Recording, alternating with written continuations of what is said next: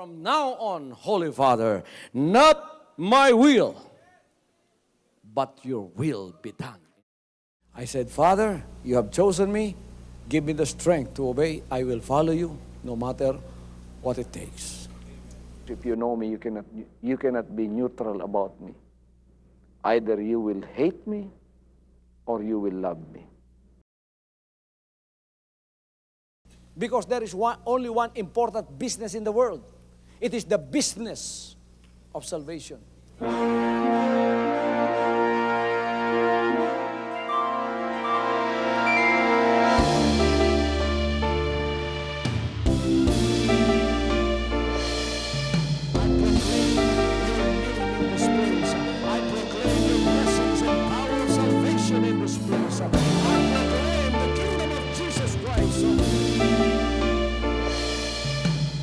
As I am concerned, and as far as the work of God is concerned, we have reached the end.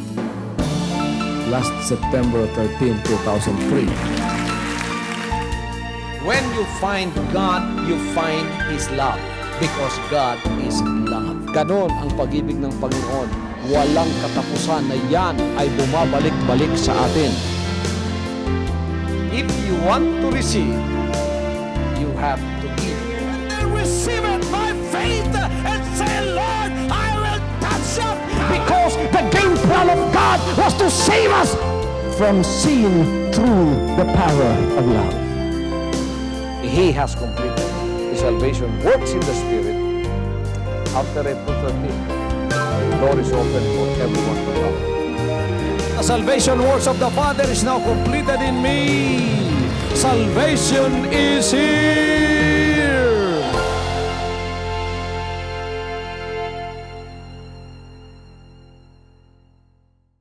Nagtuba mo nga ang atong Diyos makahimo? Naniniwala ba kayo na ang ating Diyos ay magagawa niya ang lahat ng bagay? Sinong naniniwala sa inyo na magagawa ng Diyos ang lahat ng bagay? Mga kapatid, huwag po kayong mangimi na pumuri sa Kanya habang ako'y nangangaral, sapagkat yan ay ipinahihintulot ng buhay na Diyos. Ay mugpugong sa inyong pagdaig, samtang ako nagwali kung gibati ninyo, nga mo daig sa iya, kay nakasabot mo sa Word of God, ay nyo pugni ang inyong kaugalingon, kay kabubuton sa Diyos na. Kay kung asa ang makusog nga pagdaig, tuwa didto sa taliwala ang presensya sa Diyos. Nga naman, kaya nga atong Diyos buhi, dili siya Diyos sa mga batay. Ingon siya sa kasulatan, dili ko Diyos sa mga patay, lamang kundi labi na ako Diyos sa mga buhi. Ako ay Diyos ng mga buhay. Alam ninyo, ang banal na kasulatan, kung iyong pong pasisimulan at sa pag-aaral ng mga istorya ng mga unang mga anak ng Diyos, tulad ng bansang Israel, makikita natin dito kung paanong ang Diyos ay nakipag-isa sa kanila sa panahon ng kagipitan. Israel was facing a great crisis when Moses was called to lead them out of Egypt. When they went out of the land of Egypt, the Lord was with them all through the way. Sinamahan sila hanggang sa hangganan ng Red Sea. Gumawa ang Diyos ng 10 salot, pinadala sa bansang Ehipto. At ito ang dahilan kung bakit sila ay nabitiwan sa kamay ng mga Egyptians, na kung saan ito ang umaapi sa kanila for over 430 years. Umiyak sila at sinagot sila ng Diyos, pinadalhan ng isang leader, ang pangalan ay si Moses. Dinala sila sa hangganan ng Red Sea. Ngunit lalong lumaki ang kanilang problema pagdating sa hangganan ng Red Sea. Napakalaki ng kanilang problema sapagkat hindi nila inaasahan na si Faraon o si Pharaoh at ang kanyang buong kasundaluhan o yung buong army ng Egypt ay susunod at hahabulin sila upang pabalikin sa pagkakaalipin o kundi kaya'y pagpapatayin sa lugar na kung saan sila ay aabutan. Ito ang dilema o malaking problema ng Israel.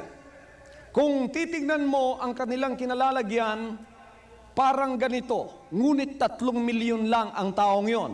Siguro tayo mga 25,000 ngayon sa compound na ito na isinukat at alam natin na pagka napuno ito'y 25,000 tao ang makakapasok dito.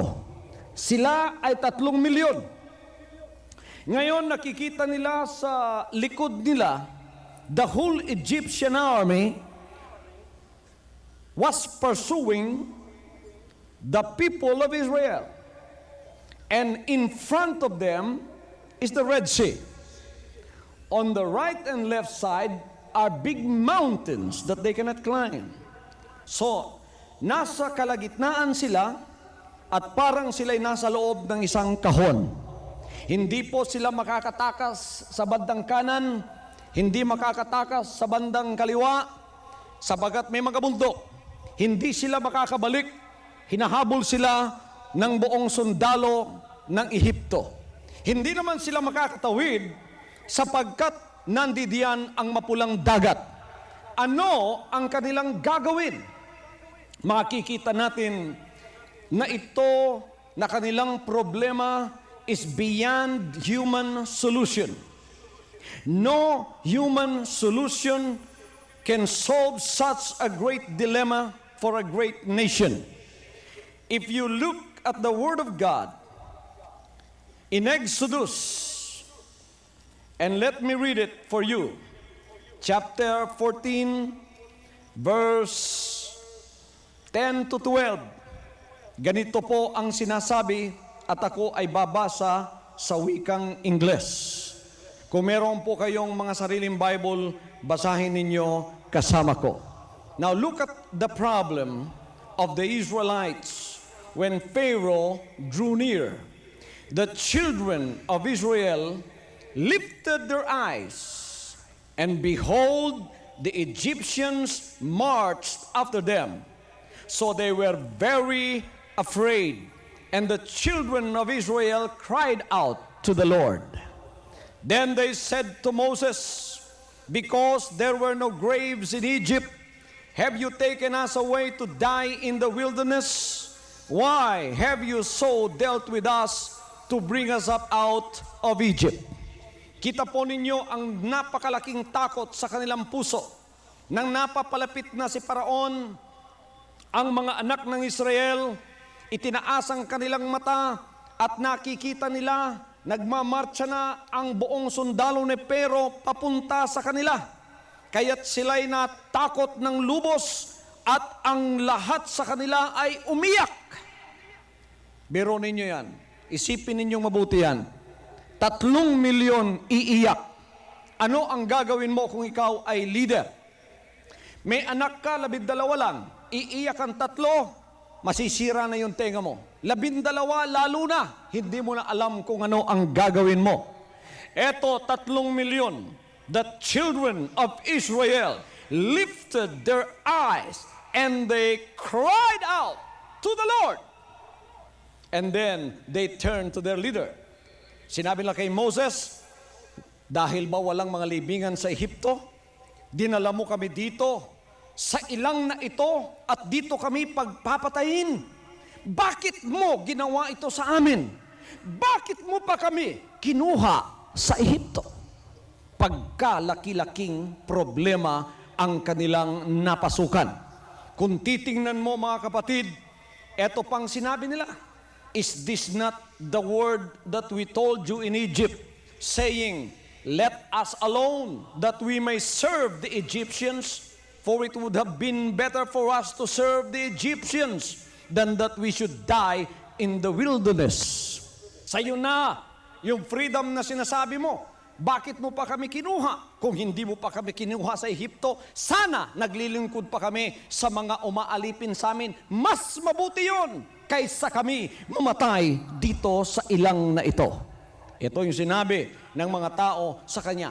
pagkalaki-laking problema. If you are Moses and you are the leader of these people, what are you going to do? You are just a human being like them. And you are faced with this great problem.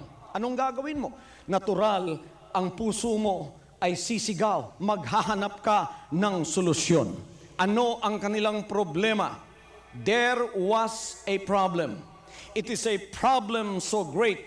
It created, number one, fear, takot sa kanilang puso. It created chaos and confusion among the people. Lahat sa kanila, hindi na nila alam kung anong gagawin. Natataranta na sila.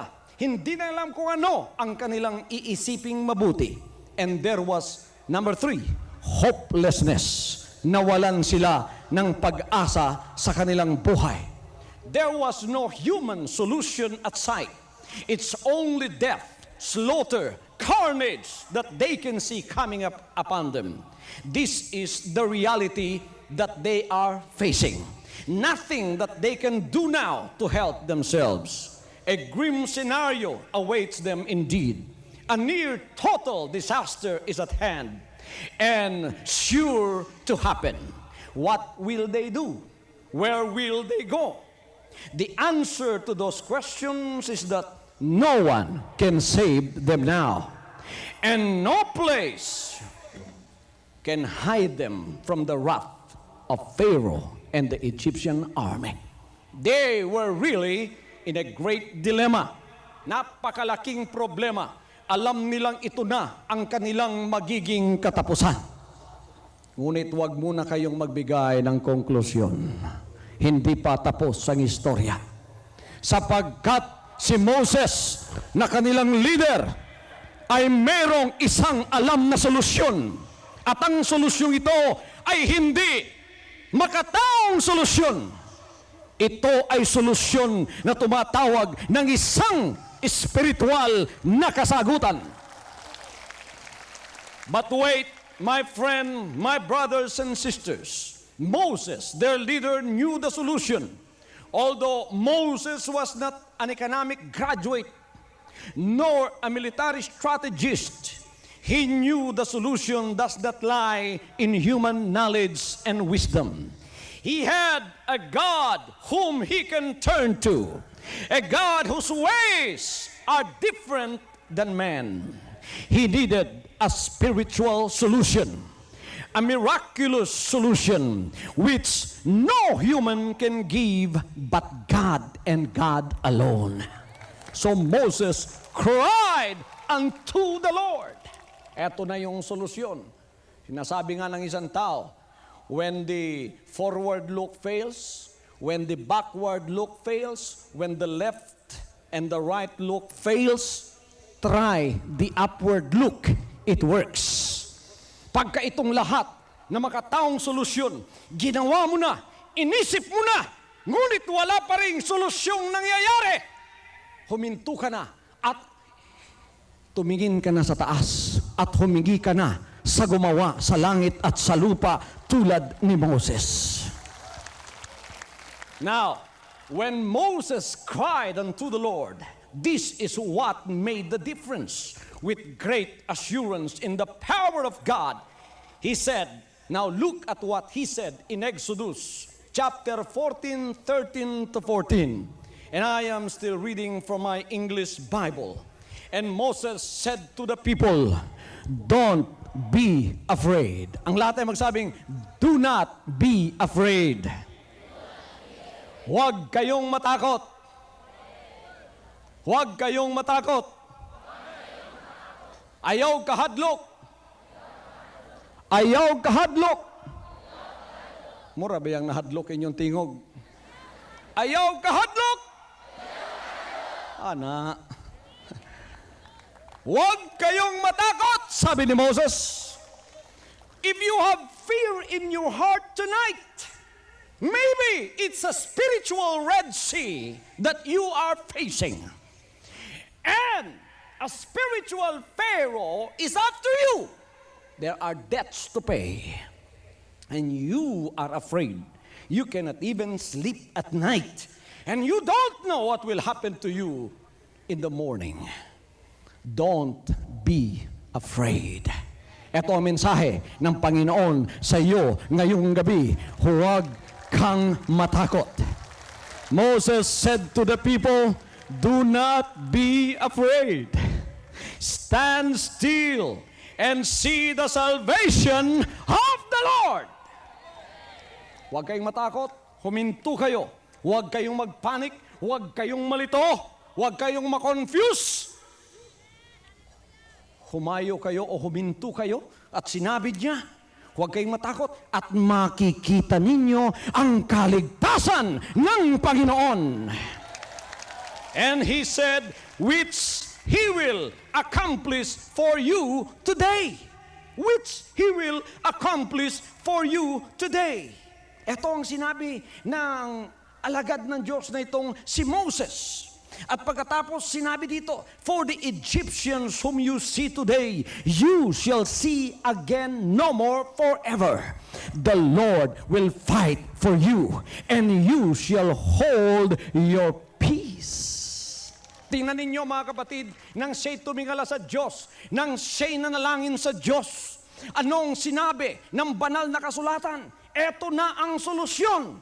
Sinabi niya, huwag kang matakot, number 1. Number 2, makikita mo ang kaligtasan at pagpapalabas ng Panginoon. Pangatlo, hindi ikaw ang gagawa niyan. Ang Panginoon ang gagawa para sa iyo. When you have reached the peak of your human possibilities, then that is when the miraculous God, when you call upon Him, do the work for you. Pagka ginawa mo ng lahat ginawa mo na, at wala ka nang magagawa pa para bigyang solusyon ang iyong problema, doon ka dapat tumawag sa Diyos at makikita mo ang milagro ay darating sa buhay mo.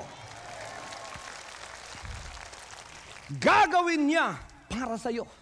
At pangapat, sinabi niya, the Lord will fight for you. Ang Panginoon ang siyang makikipaghamok para sa iyo. Ang Ginoo may makigubat para kanimo. Kuyaw ang Diyos makigubat. Napakadelikado pagka ang Panginoon ang siyang nakipaghamok para sa iyo, sapagkat isang anghel na makapangyarihan lang ang kanyang uutusan. Ang lahat ng problema mo, lahat yan ay solved na lahat. Hallelujah! Naniniwala ba kayo sa sinabi ng banal na kasulatan? At sinabi niya dito sa verse 15, and the Lord said to Moses, why do you cry to me? Tell the children of Israel to go forward. Everybody says, go forward. At panglima, sinabi niya, go forward. There is the solution right now. When they looked up to God, the solution came. There were 5 solutions. Do not be afraid. See the salvation of the Lord. He will accomplish it for you. The Lord will fight for you. All you have to do is go forward. Don't go backward. Don't be afraid. Go forward. Hallelujah! Magpatuloy ka. Huwag kang matakot. Ang taong natatakot, umaatras. Ngunit ang taong wala ng takot, sapagkat ang Diyos ay nasa sa kanya, siya ay nagpapatuloy. Now, the actual miracle that they were asking to happen. Now, the solution was already in sight, but there was no actual miracle that happened yet. Wala pang actual na milagrong nakita nila. Although yung solusyon nandoon na, ngunit hindi pa nila nakita ang milagro. The actual miracle happened in Exodus chapter 14 verse 21. And I will read it again for you. Then Moses stretched out his hand over the sea. They said this is just a figment of somebody's colorful imagination. Some of the scholars that have been apostate today in seminaries said that the happenings in Exodus is just a type. It's just a figurative speech. It's not true. It's not literal. But most Bible scholars, most archaeological findings in Israel proved otherwise. Itong nangyari dito ay totoong nangyari. Ito ay totoong mga events na nangyari doon sa Israel. Babasahin ko po sa inyo Then Moses stretched out his hand over the sea, and the Lord caused the sea to go back by a strong east wind all that night, and made the sea into dry land, and the waters were divided. So the children of Israel went into the midst of the sea and on the dry ground, and the waters were a wall to them on their right hand and on their left. Tingnan ninyo. Sabi ng Diyos, anong nasa kamay mo? Isang tungkod. Sabi niya, ibaba mo, ituro mo sa Red Sea. Nang itinuro ito ni Moses, mga kaibigan at mga kapatid at mga kababayan at aking mga minamahal na taga-subaybay sa programang ito, nang itinuro niya ang kanyang kamay na dala ang tungkod sa harap ng mapulang dagat. Sinabi ng banal na kasulatan, doon actually nangyari ang malaking milagro sapagkat bumuka ang mapulang dagat at ito ay naging pader sa kanan at naging pader sa kaliwa at sila ay dumaan sa kalagitnaan. Biro ninyo, isang milagrong nangyari sa kalagitnaan at nakita nila ng kanilang sariling mga mata. Bumuka ang mapulang dagat, pader dito, ang tubig dito at dumaan sila doon sa kalagitnaan. Napakaganda nito. Gusto ba ninyo mangyari sa buhay ninyo yan? Kaya pagka may problema kayo ngayon, although you are not facing a literal Red Sea, you are not facing a literal Pharaoh's army, you are not facing literal mountains on your left and on your right, but you feel boxed in of your problems, you feel that no solution can solve it. Mga kaibigan, mga kapatid, mga kababayan, mga Pilipinong nakikinig sa akin sa telecast na ito, huwag po ninyong gawing solusyon ang suicide. Mayroong tayong napakagandang solusyon. Tulad ni Moses, tumingalap tayo sa Diyos. Sabi nga ng ating butihing mayor, ito ang mga panahon na lalo tayong lumuhod, lalong manalangin, sapagkat ang pagkakaisa ng ating dalangin, iyan ay ang maghuhulog ng mga pagpapalang kasagutan para sa atin. Everybody says, I know a God who is able. Anong sinasabi ng Ephesians chapter 3 verse 20? Babasahin ko po sa inyo kahit na sa ating pong patuloy na wikang Ingles na Biblia. Sinasabi rito, 3:20 ng Ephesians, now to him who is able to do exceedingly, abundantly, above all that we ask or think according to the power that works in us. To him be glory in the church by Christ Jesus throughout all ages, world without end. Amen. I would like for you to repeat that with me. Now, to him who is able to do exceedingly, abundantly, above all that we ask or think, according to the power that works in us. To him be glory. To him be glory. Now, there are no more English adjectives and superlatives that are better than this for our God who is able. Tingnan nyo sinabi ng Ephesians 3:20. Now to him who is able. Hindi disable ang Diyos natin. Able. Able. Magagawa niya. Sinabi ng banal na kasulatan, to man it's impossible, but not to God, for everything is possible with God. He did not say he's only able. He said to do. He's able to do. Hindi lang able to do, kundi exceedingly, abundantly, above all that we ask or think, according to the power that works in us. Yung palang kapangyarihan upang makagawa ang ating butihing Diyos ay nasa sa atin. Yan ang pinakamahalaga. Muna yung pinaka-importante mga kaigsunan, ang gahom nga makapahimo sa kamot sa Diyos niya sa atong sulod iyang gihatag. Wa ko'y nakitang kabituunan. Pero kung hayag lang ang bulan o kaya way bulan, makitan mo ang kabituunan. Ingon ng mga astronomers, sabi ng mga astronomers, there are 500 billion stars in heaven.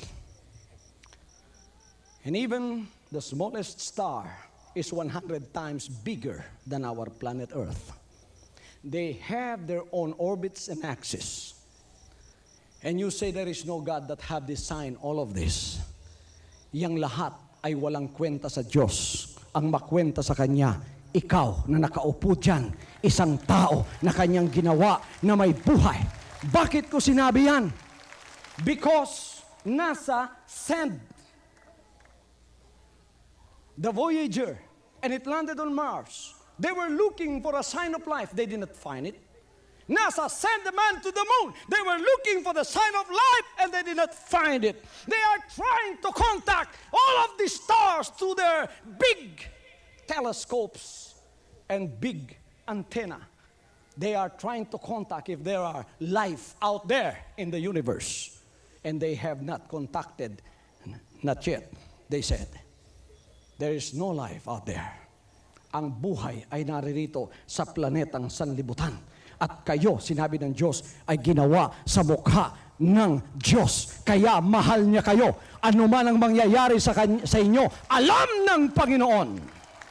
Huwag kayong mawalan ng pag-asa. Hallelujah. Now, the financial problem is beyond human solution. It's my opportunity to introduce to you this God who is able to do exceedingly, abundantly, above all that we ask or think, according to the power that works in us. It is according to this power that He is able to do everything. Itong kapangyarihan ito nasa sa atin, magagawa ng Diyos ang lahat ng bagay. Kahit yung lumpur ito, lalakad ngayon. May isang propeta ng Diyos, ang pangalan na Elijah. Siya tumatayo para sa Diyos at dinedepensa ang Diyos. At hinahabol siya ng masama, siya naman ay lumalaban sa kasamaan at tumatayo. Siya na lang ang hindi nag-compromise. Tulad siguro siya ng ating mayor na tumatayo para sa mabuti laban sa masama. Etong propetang ito ay ganito ang kanyang ginawa. Isang araw hinabol siya ni Queen Jezebel. Sabi niya, sino ba yung propetang yan? Hahabulin ko. Hanggang sa siya ay tumakbo at nagtago sa isang kuweba. At pinalibutan ng kuwebang yon, hindi siya makalabas. His supplies for food were cut off. And Jezebel said, we'll just wait for him to wither and die. We'll just wait for this man to just become skeleton. Mamamatay ng gutom. Ngunit, itong financial at material at physical na pangangailangan ng propeta na siyang problema ng marami ngayon ay hindi problema sa Diyos. Yung mga sundalong nakapalibot sa kuwebang yon, natural, yung mga uwak, lumilipad-lipad yan, mga ibon, tinitingnan-tingnan nila. Oh, that's good, that's natural, that's ecology, that's life. Ngunit isang araw, tumingala sila, nakita nila yung mga uwak. May dalang barbecue. Lumilipad, ang lahat ay papunta sa kuweba. Sinabi ng banal na kasulatan sa 1 Kings, mainit-init pa ang mga barbecue. Dinadala ng uwak papunta sa loob ng kuweba, pinakakain si Elijah the prophet! Pagka meron tayong problemang wala ng solusyon, tumingala tayo sa Diyos. Tumingin tayo sa Kanya. Wala na kayong karning makakain dahil wala ng pagkain, huwag kayong mag-alala. Baka utusan ng Diyos ang lahat ng mga usa sa bundok. Pasig sugoon sa Diyos ang tanang binaw sa bukid, manaog sa Davao, musulod sa tanang covenant partners ng balay. Pangutanon ni mong usa, ang binaw. Asaman ka? Sulod ko sa mga covenant partner ni Pastor Kibuloy. Nga naman, magpaihaw ko. Nawa sila isudan. Amen. Hindi pa nangyari yan sapagkat meron pa tayong makakain. Pumunta kayo sa department store, meron pa kayong mabibili. Meron pa kayong trabaho, meron pa ang pera. Pero pagka lahat ng ito ay nawala, pagka tumawag kayo sa Diyos, a miracle will sure to happen to you. Talagang mangyayari yan, mga kaibigan at mga kapatid. Nakita ko pong talagang nangyari yan at ginawa ng Diyos. According to the power that works in us. He's able to do everything you ask Him to do. According to the power He is able to deliver. Look at the 3 Hebrew children. They stood for God. Sabi nung isang hari ng Babylon, bibigyan ko kayo ng magagandang posisyon sa province of Babylon because you are very wise, and I'll put you there. I'll make you governors of these provinces of Babylon, and you will help me in governance and in governing the people. So itong tatlong Hebrew children na may pananalig sa Diyos, na ilagay sa matataas na posisyon, ito ngayon, sa Bisaya pa, gikasinahan sila. Sa tanang tuwa dito. Kinsa man yung mga langyawan karon lang ni tungtong din pagkatapos dagko na kay mga posisyon sa atong nasod. Gikasinahan sila. Pero, nahibalo sila kini, dili mo compromise. Dili mo simba og laing Dios. Ang Dios lang sa langit, mao ilang ginasimba. Ang Dios lang sa langit ang kanilang sinasamba. Kaya't sabi nila, gagawa tayo ng isang malaking larawan. Eto'y aanyuan natin ng katulad ng anyo ng ating presidente sa Babylon. At sasabihin natin sa isang decree, gagawa tayo ng legislation na lahat ay magsamba dyan pagkat tumunog ang lahat ng mga klasik-klasik instrumento ng musika. Ang lahat ay luluhod at ang lahat ay magsasamba at ang hindi magsasamba ay papatayin. And they know these three Hebrew children will not compromise their faith. And this is surely going to be a problem for them. But it was no problem for the three Hebrew children. They loved not their lives unto the death just so they could prove loyal to God. Kaya isang araw, nandun na yung malaking imahen. Lahat ng instrumento ng musika, pinatunog, trompeta, flauta, ang lahat ay nagsiluhuran doon. Ngunit itong tatlo ito malikod at nagfe-fellowship sapagkat hindi nila magagawa yon. Yun ay labag sa kalooban ng Diyos. Sabi nung gumawa ng legislation, aha, ayan, nadakip na natin. Sabihin natin, may mga witnesses. Ayan ay hindi sumunod sa utos ng hari. In other words, they were thrown into the fiery furnace. Naawa ang hari sa kanila at sinabi, I will give you another chance. Shadrach, Meshach, Abednego, I will give you another chance. You don't have to kneel down. You just nod your head when I let these instruments of music sound. You just nod your head and you will save your lives. But look at the three Hebrew children. They said, what did they say? Anong sinabi nila? Hari. Hindi nila sinabing hari. Sinabi nila, Nebuchadnezzar, iligtas man kami ng aming Diyos o hindi. Walang kondisyon. Iligtas man kami o hindi. Hindi kami luluhod sa iyong Diyos-Diyosan. Nagalit ang hari. Sabi niya, iinit ninyo ang hudno 7 times as it was wont to be heated and throw this tree into the fiery furnace. Nung itinapon sila, yung mga gwardya, dahil sa init ng hudno, sila ang unang kinain ng apoy. And after a while, that the three Hebrew children were thrown into that fiery furnace, the king said, can you open it for me, please? I would like to see it. If they have turned to ashes already. Binuksan. Sinabi ng hari, pahiram ng pahula mo ganti para be. Murag, hanap naman ng akong mata. Di ba upat tulumay atong gilabay diha?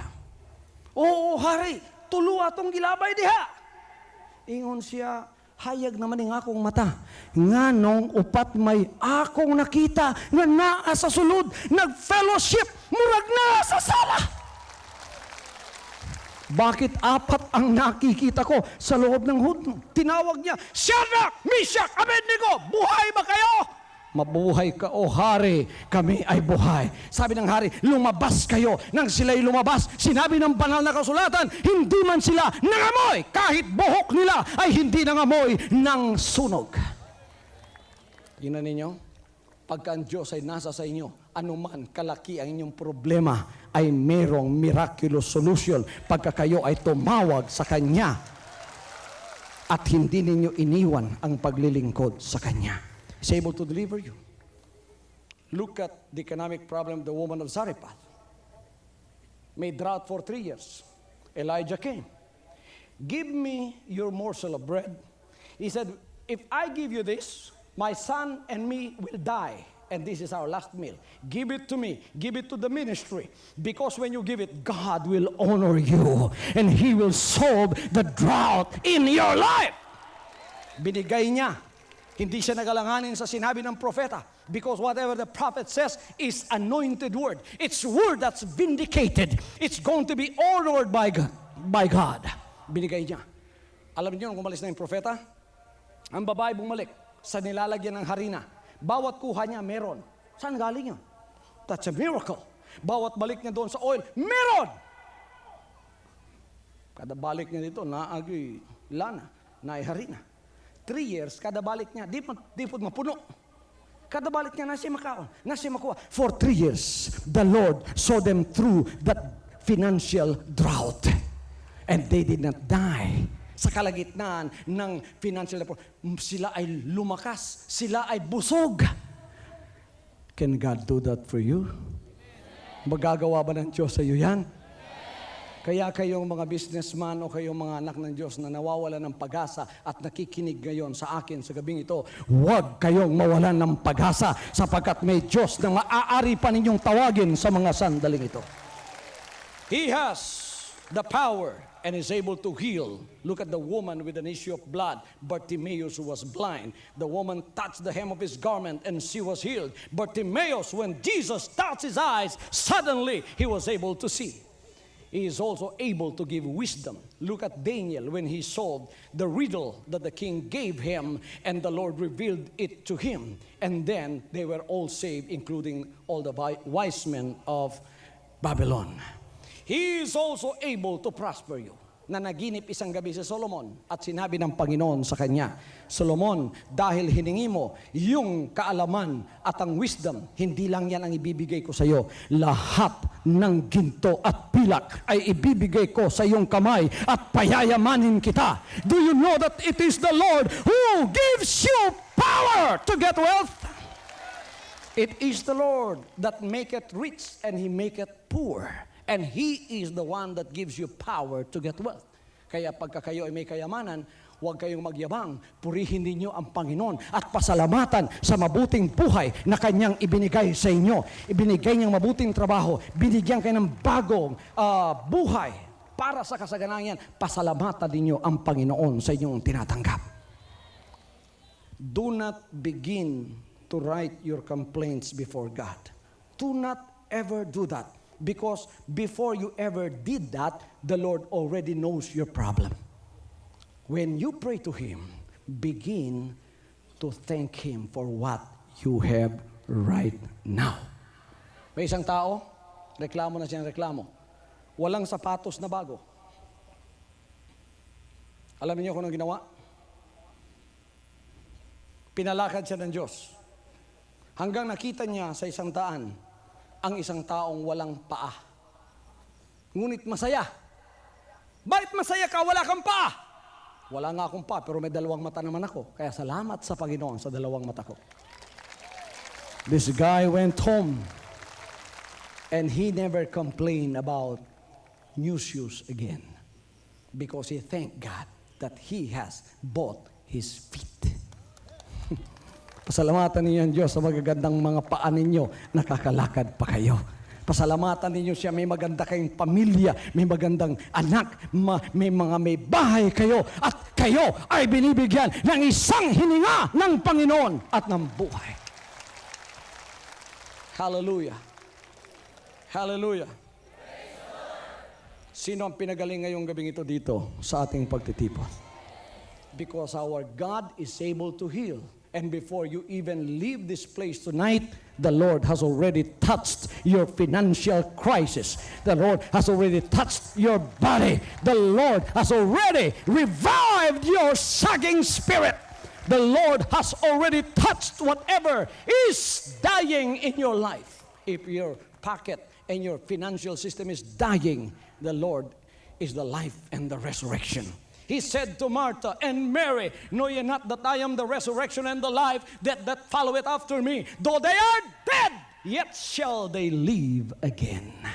Kung namamatay na yung relationship mo sa asawa mo, bubuhayin ng Panginoon sa gabing ito. Kung namamatay ang relationship mo sa Diyos, may buhay magagawa ng Panginoon para sa iyo yan. Lift up your heads and look up, for your redemption draweth nigh.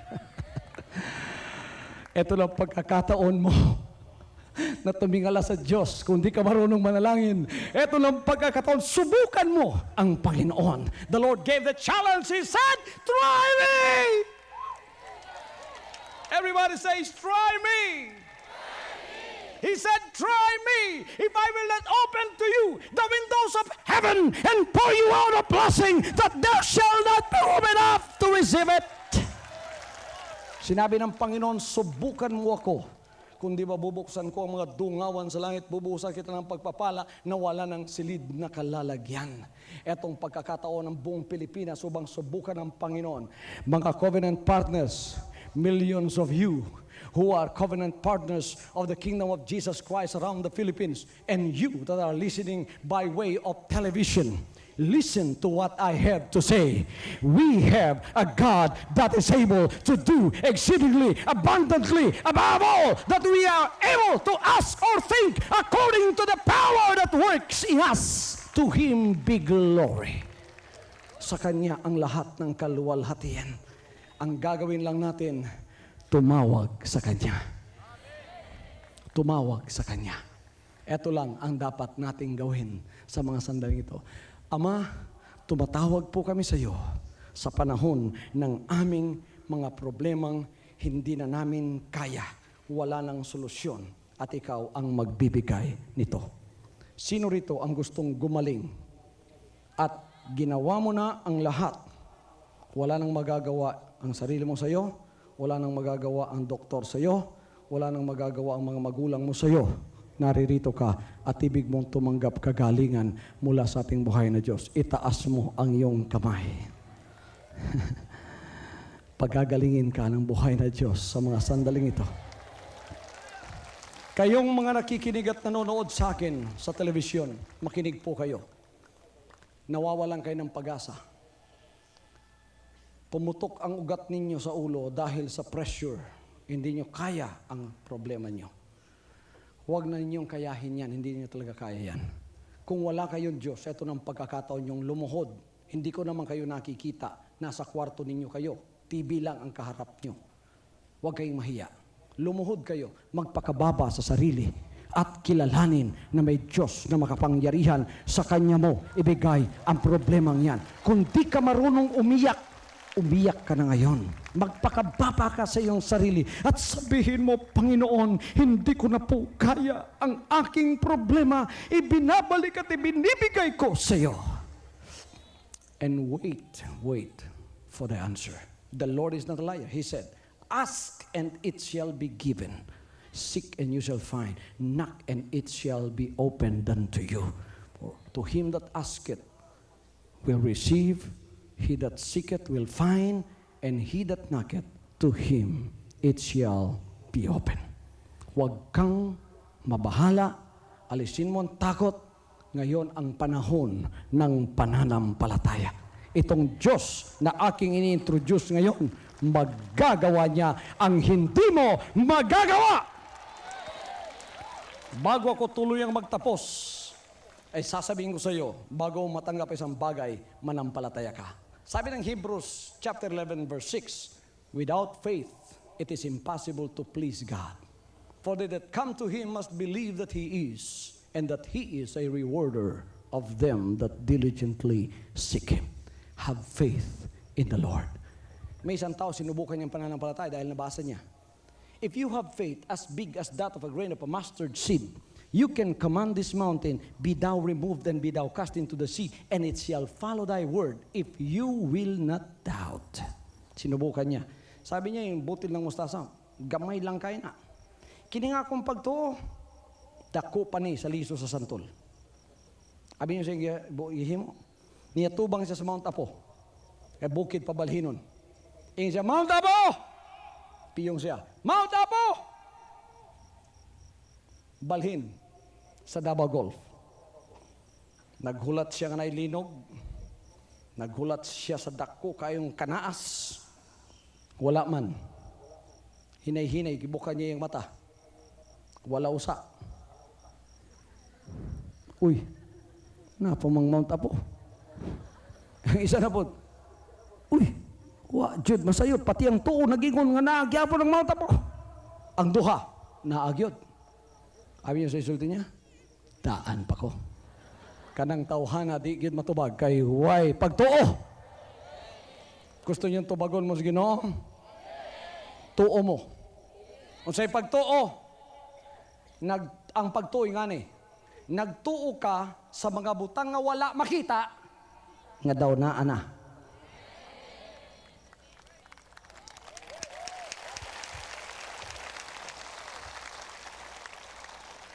Kinanglan kag milyon para mo bayad ang utang. Way milyon sa imong kamot. Gamitag pagtuo. Milyon lupad nga ri, balhin. Ingon ang kasulatan, balhin. Wa man lagi. Tuuhi lagi nga ang di makita daw naa na. So dili na ning mga mata ang magamit. Ang katong sulod na nga mata. Ang matas pagtuo. Pagaw magampo. Tinuod no naa na gyud. Unsa may reaksyon sa tao makadawat og milyon unya na say problemang bayronon. Malipay. Bisan wa ka pay gikumkum nga milyon pero ang pagtuni mo naa na. Paggawa sa imong kwarto lipay ka na nga daw na ka na milyon. Di madugay mo sunod ng milyon sa imo ha. Hallelujah.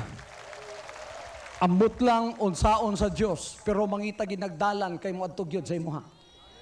Dili ba ka ako ng Ginoo? Una pa kumahuman, paminawon eh. Basi gabi ninyo, ako lang na. Ingon ng Ginoo, siya mismo yung nagsultihan eh. Dinhi sa Marcos Kapitulo 11, versikulo 22, ingani ang gisulti. So Jesus answered and said to them, have faith in God. For assuredly, I say to you, whoever says to this mountain, be thou removed and be thou cast into the sea, and does not doubt in his heart, but believes that those things he says will come to pass, he will have whatever he says. Therefore, I say to you, whatever things you ask when you pray, believe that you receive them and you will have them. Manampalataya ka na tinanggap mo na at yan ay matatanggap mo. Now, if you are sick in the body and I begin to pray, believe that you are already healed, although your body is saying you are still sick, man. May sakit ka pa rin, sapagkat mo masakit. Kahit may sakit na yun, pag dinalangin ka, sabihin mo, pinagaling na ako ng Panginoon. January 17, sa Cathedral Compound sa Katitipan. Sabi ng demonyo, bakit may sakit ka pa? Sa pananampalataya ko, pinagaling na ako. 1, 2, 3, 4, 5 days, may sakit pa rin. Pero magtataka ka, baka pang-6 na araw. Nawala nga. Wala na. Because that is what you believed. And Jesus said, according to your faith, it shall be done unto you. Handa na ba kayong tumanggap sa mga pagpapalang nang gagaling sa Kanya? Itaas natin ang lahat ng ating mga kamay. Dahil ayaw kong magsiksikan kayo rito, eto ang dahilan kung bakit may tali dito. Hindi ibig sabihin na kayo'y kinukulong ko. Ngunit para maging fair sa lahat, sapagkat ang sabi ng iba, kawawa namang kaming nasa likod, ang nasa harap lang ang nakakalapit kay pastor.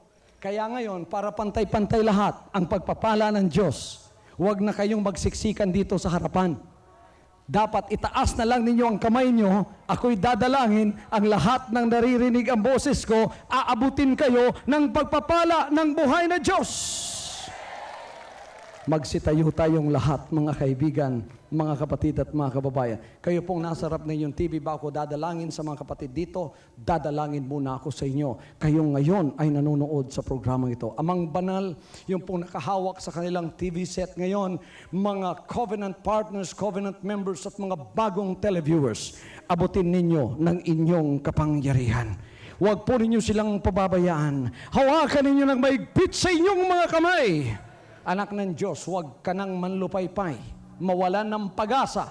Ang kapangyarihan ng Diyos sumasama sa iyo. Tumayo ka sapagkat magaling ka na at may solusyon na ang mga problema mo. Pagpalain ka ng buhay na Diyos. Amen. Habang nakataas ang lahat ng mga kamay, dalawang kamay na nangangailangan, sundin ninyo ang maliit na instructions na ito.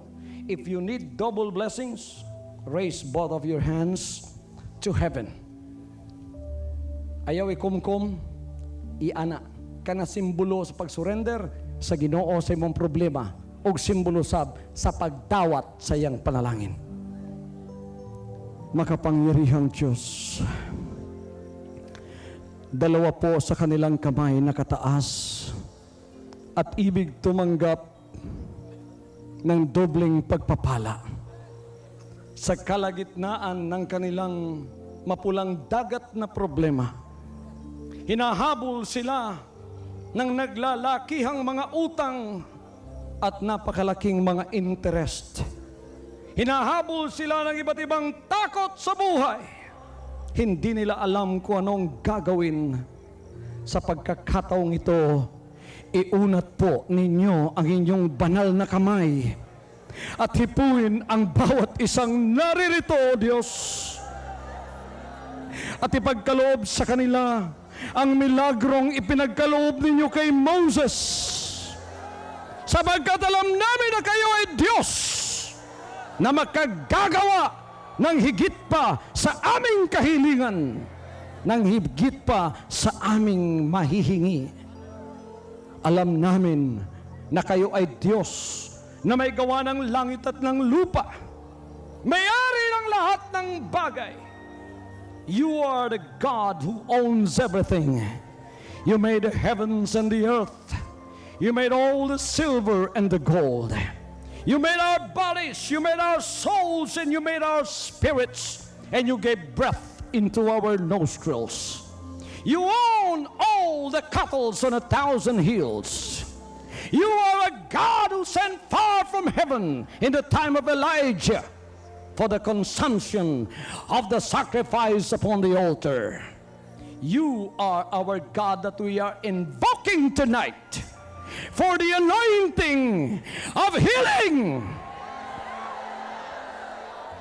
to their sick bodies. Let a miracle take place right now in Jesus' name.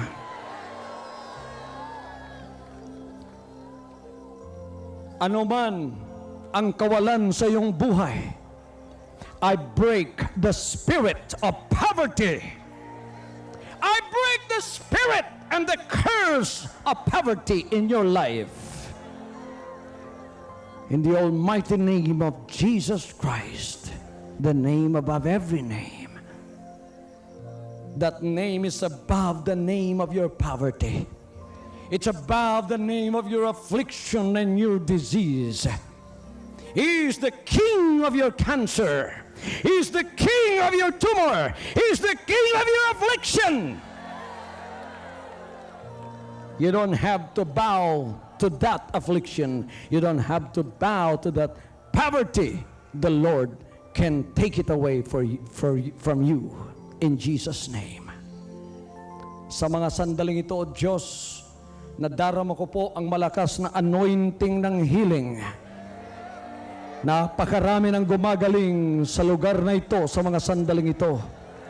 Hayaan ninyong dumaloy sa inyong katawan na parang kuryente ang kapangyarihan ng ating buhay na Diyos.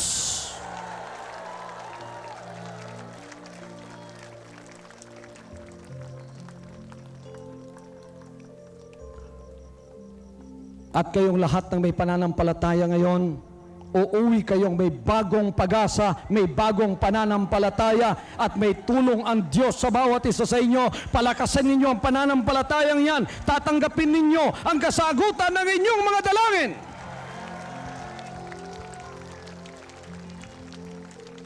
Ama, salamat po sa mga dalangin ito. Naniniwala kaming tinanggap na namin sa mga sandaling ito ang aming kaligtasan. Nananatiling nakataas ang dalawang kamay ng lahat, ibig maligtas. Ibig ba kayong makisama sa Panginoon sa Kanyang kaharian? Yan ang pinakamahalaga at pinakamalaking pagpapala. Amang lahat ng nakataas ang kamay, bukas ang puso. Pumasok po kayo sa inyong liwanag. Liwanagin ninyo ang bawat kaluluwang nagdidilimang pag-iisip. Ibalik sila at bigyang pagbabago ang kanilang buhay. Hayaan po ninyong dumaloy ang inyong kapangyarihan ng kaligtasan sa kanila sa mga sandaling ito. Ang ating kamay ilagay natin sa ating dibdib. ito'y simbolo ng pagtanggap natin ng kanyang mga pagpapala. It is one thing for God to give us these blessings, but it's another thing also for us to accept them. Dalawang kamay, sumabay po kayo sa dalangin ko. Makapangyarihang Diyos, laksan natin, makapangyarihang Diyos. Tinatanggap ko po sa gabing ito ang mga biyaya ng iyong pagpapala. Tinatanggap ko po ang anointing ng kagalingan. Tinatanggap ko po ang pagpapalang finansyal, kasagutan ng problema. Ako'y hahayo mula dito na may bagong pag-asa, bagong pananampalataya, at bagong kasagutan sa mga dalangin ko. Magaling na ako, ligtas na ako sa lahat ng kapahamakan. Salamat po, Panginoon, sa pangalan ni Kristo Jesus. Sa pangalan ni Kristo Jesus, naming Panginoon, Diyos at Hari. Amen. Palakpakan natin ng malakas ang ating buhay na Diyos. From now on, Holy Father, not my will, but your will be done. I said, Father, you have chosen me. Give me the strength to obey. I will follow you no matter what it takes. If you know me, you cannot be neutral about me. Either you will hate me or you will love me. Because there is only one important business in the world. It is the business of salvation.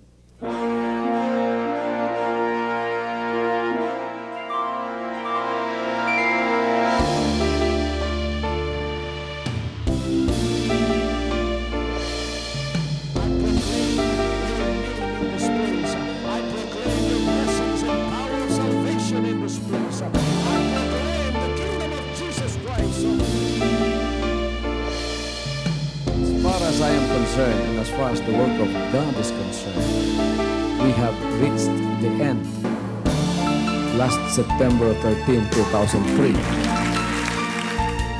When you find God, you find His love. Because God is love. Ganon ang pag-ibig ng Panginoon. Walang katapusan na yan ay bumabalik-balik sa atin. If you want to receive, you have to give. Receive it by faith and say, Lord, I will touch up. Because the game plan of God was to save us from sin through the power of love. He has completed. The salvation works in the Spirit. After April 13, the door is open for everyone to come. The salvation works of the Father is now completed in me. Salvation is here.